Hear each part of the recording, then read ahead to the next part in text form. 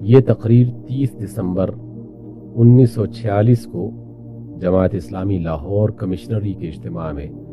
بمقام مراد پور متصل سیالکوٹ کی گئی۔ شہادت حق، امت مسلمہ کا فرض اور مقصد وجود۔ ساری تعریف اس خدا کے لیے ہے جو کائنات کا تنہا خالق، مالک اور حاکم ہے، جو کمال درجہ کی حکمت، قدرت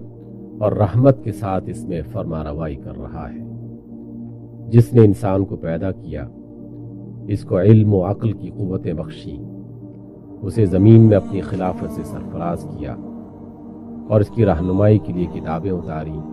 اور پیغمبر بھیجے۔ پھر خدا کی رحمتیں ہوں اس کے ان نیک اور برگزیدہ بندوں پر جو انسان کو انسانیت سکھانے آئے،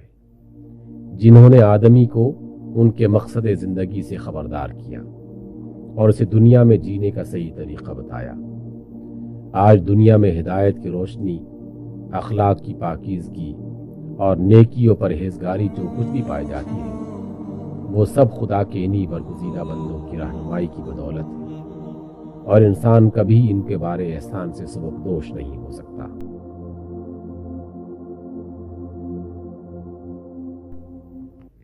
عزیزوں اور دوستوں، ہم اپنے اجتماعات کو 2 حصوں میں تقسیم کیا کرتے ہیں۔ ایک حصہ اس غرض کے لیے ہوتا ہے کہ ہم خود آپس میں بیٹھ کر اپنے کام کا جائزہ لیں اور اسے آگے بڑھانے کے لیے باہم مشورہ کریں۔ دوسرا حصہ اس مقصد کے لیے ہوتا ہے کہ جس مقام پر ہمارا اجتماع ہو، وہاں کے عام باشندوں کے لیے ہم اپنی دعوت کو پیش کریں۔ اس وقت کا یہ اجتماع اسی دوسری غرض کے لیے ہے۔ ہم نے آپ کو اس لیے تکلیف دی کہ آپ کو بتائیں کہ ہماری دعوت کیا ہے اور کس چیز کی طرف ہم بلاتے ہیں۔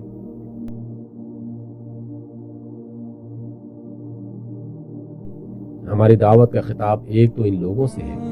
جو پہلے سے مسلمان ہیں، دوسرے ان عام بندگان خدا سے ہے جو مسلمان نہیں ہیں۔ ان میں سے ہر ایک کے لیے ہمارے پاس ایک پیغام ہے، مگر افسوس یہ کہ یہاں دوسرے گروہ کے لوگ مجھے نظر نہیں آتے۔ یہ ہماری پچھلی غلطیوں اور آج کی بے تدبیریوں کا نتیجہ ہے کہ خدا کے بندوں کا ایک بہت بڑا حصہ ہم سے دور ہو گیا ہے، اور مشکل ہی سے کبھی ہم یہ موقع پاتے ہیں کہ ان کو اپنے پاس بلا کر یا خود ان کے قریب جا کر وہ پیغام ان کو سنائیں جو ان کے اور ہمارے خدا نے ہم سب کی رہنمائی کے لیے اپنے پیغمبروں کے ذریعے سے بھیجا ہے۔ بہرحال اب کہ وہ موجود نہیں ہے، میں دعوت کے صرف اس حصے کو پیش کروں گا جو مسلمانوں کے لیے خاص ہے۔ مسلمانوں کو ہم جس چیز کی طرف بلاتے ہیں وہ یہ ہے کہ وہ ان ذمہ داریوں کو سمجھیں اور ادا کریں جو مسلمان ہونے کی حیثیت سے ان پر عائد ہوتی ہیں۔ آپ صرف اتنا کہہ کر نہیں چھوڑ سکتے کہ ہم مسلمان ہیں اور ہم نے خدا کو اور اس کے دین کو مان لیا ہے، بلکہ جب آپ نے خدا کو اپنا خدا اور اس کے دین کو اپنا دین مانا ہے تو اس کے ساتھ آپ پر کچھ ذمہ داریاں بھی عائد ہوتی ہیں جن کا آپ کو شعور ہونا چاہیے، جن کے ادا کرنے کی آپ کو فکر ہونی چاہیے۔ اگر آپ انہیں ادا نہ کریں تو اس کے وبال سے دنیا میں چھوٹ سکیں گے نہ آخرت میں۔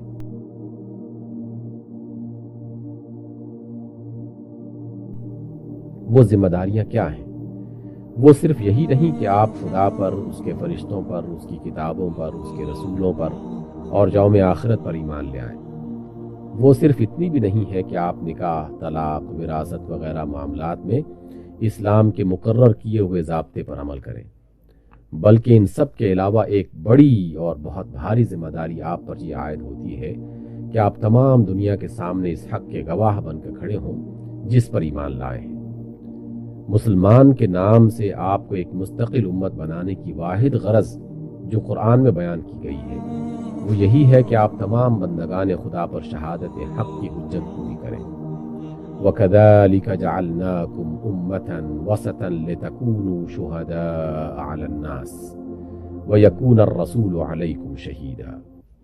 اور اسی طرح ہم نے تمہیں ایک بیچ کی امت بنایا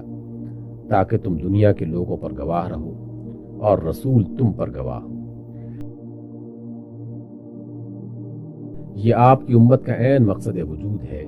جسے آپ نے پورا نہ کیا تو گویا اپنی زندگی ہی اکارت گنوا دی۔ یہ آپ پر خدا کا عائد کیا ہوا فرض ہے، کیونکہ خدا کا حکم ہے کہ یا ایھا الذین آمنوا کونوا قوامین للہ شہداء بالقسط، اے لوگو جو ایمان لائے ہو، خدا کی خاطر اٹھنے والے اور ٹھیک ٹھیک راستی کی گواہی دینے والے بنو۔ اور یہ نرا حکم ہی نہیں بلکہ تاکیدی حکم ہے، کیونکہ اللہ تعالیٰ فرماتا ہے وَمَنْ أَظْلَمُ مِمَّنْ كَتَمَ شَهَادَةً عِنْدَهُ مِنَ اللَّهِ، اس شخص سے بڑھ کر ظالم اور کون ہوگا جس کے پاس اللہ کی طرف سے ایک گواہی ہو اور وہ اسے چھپائے۔ پھر اللہ تعالیٰ نے آپ کو یہ بھی بتا دیا ہے کہ اس فرض کو انجام نہ دینے کا نتیجہ کیا ہے۔ آپ سے پہلے اس گواہی کے کٹہرے میں یہودی کھڑے کیے گئے تھے،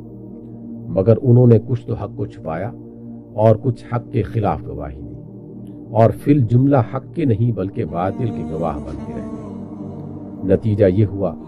کہ اللہ نے ان کو دھتکار دیا اور ان پر وہ پھٹکار پڑی کہ ضربت علیہم الذلۃ والمسکنہ وباءوا بغضب من اللہ، ذلت و خواری اور پستی و بدحالی ان پر مسلط ہو گئی اور وہ اللہ کے غضب میں گر گئے۔ یہ شہادت جس کی ذمہ داری آپ پر ڈالی گئی ہے، اس سے مراد یہ ہے کہ جو حق آپ کے پاس ہے، جو صداقت آپ پر منکشف کی گئی ہے، آپ دنیا کے سامنے اس کے حق اور صداقت ہونے پر اور اس کے راہ راست ہونے پر گواہی دیں۔ ایسی گواہی جو اس کے حق اور راستی ہونے کو مبرہن کر دے اور دنیا کے لوگوں پر دین کی حجت پوری کر دے۔ اسی شہادت کے لیے انبیاء علیہ السلام دنیا میں بھیجے گئے تھے اور اس کا ادا کرنا ان پر فرض تھا۔ پھر یہی شہادت تمام انبیاء کے بعد ان کی امتوں پر فرض ہوتی رہی، اور اب خاتم النبیین صلی اللہ علیہ وسلم کے بعد یہ فرض امت مسلمہ پر بحیثیت مجموعی اسی طرح عائد ہوتا ہے جس طرح حضور صلی اللہ علیہ وسلم پر آپ کی زندگی میں شخصی حیثیت سے عائد تھا۔ اس گواہی کی اہمیت کا اندازہ اس سے کیجیے کہ نوع انسانی کے لیے اللہ تعالیٰ نے باس پرس اور جزا و سزا کا جو قانون مقرر کیا ہے، اس کی ساری بنیاد اسی گواہی پر ہے۔ اللہ تعالیٰ حکیم و رحیم اور قائم بالقسط ہے۔ اس کی حکمت و رحمت اور اس کے انصاف سے یہ بعید ہے کہ لوگوں کو اس کی مرضی نہ معلوم ہو اور وہ انہیں اس بات پر پکڑے کہ وہ اس کی مرضی کے خلاف چلے۔ لوگ نہ جانتے ہوں کہ راہ راست کیا ہے اور وہ ان کی کجروی پر ان سے مواخذہ کرے۔ لوگ اس سے بے خبر ہوں کہ ان سے کس چیز کی باز پرس ہونی چاہیے اور وہ انجانی چیز کی ان سے باز پرس کرے۔ اس لیے اللہ تعالیٰ نے آفرینش کی ابتدا ہی ایک پیغمبر سے کی اور پھر وقتاً فوقتاً بے شمار پیغمبر بھیجے تاکہ وہ نوع انسانی کو خبردار کرے کہ تمہارے معاملے میں تمہارے خالق کی مرضی یہ ہے، تمہارے لیے دنیا میں زندگی بسر کرنے کا صحیح طریقہ یہ ہے، یہ رویہ ہے جس سے تم اپنے مالک کی رضا کو پہنچ سکتے ہو، یہ کام ہے جن سے تم کو بچنا چاہیے اور یہ امور ہیں جن کی تم سے باز پرس کی جائے گی۔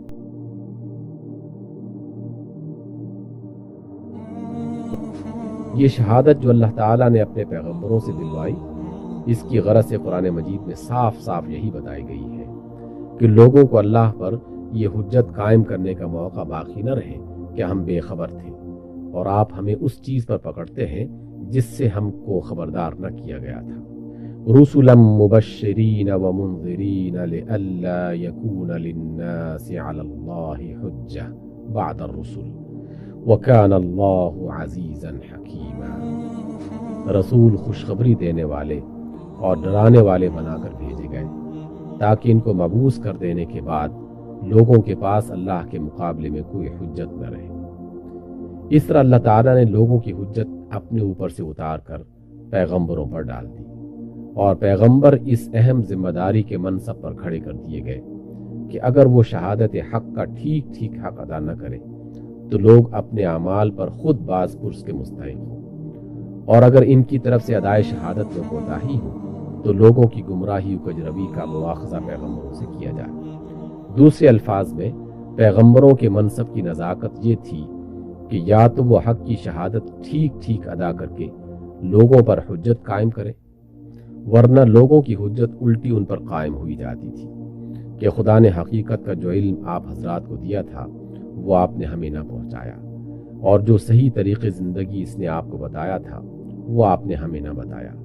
یہی وجہ ہے کہ انبیاء علیہ الصلوۃ والسلام اپنے اوپر اس ذمہ داری کے اس بار کو شدت کے ساتھ محسوس کرتے تھے، اور اسی بنا پر انہوں نے اپنی طرف سے حق کی شہادت ادا کرنے اور لوگوں پر حجت تمام کرنے کی جان توڑ کوششیں کی۔ پھر انبیاء کے ذریعے سے جن لوگوں نے حق کا علم اور ہدایت کا راستہ پایا وہ ایک امت بنائے گئے، اور وہی منصب شہادت کی ذمہ داری جس کا بار انبیاء پر ڈالا گیا تھا اب اس امت کے حصے میں آئی۔ انبیاء کی قائم مقام ہونے کی حیثیت سے اس کا یہ مقام قرار پایا کہ اگر یہ امت شہادت کا حق ادا کر دے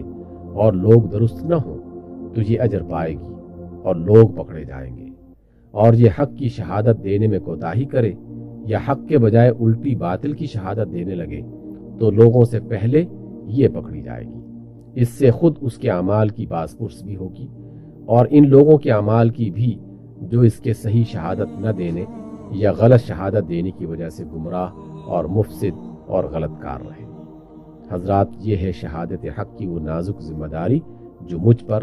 آپ پر اور ان سب لوگوں پر عائد ہوتی ہے جو اپنے آپ کو امت مسلمہ کہتے ہیں۔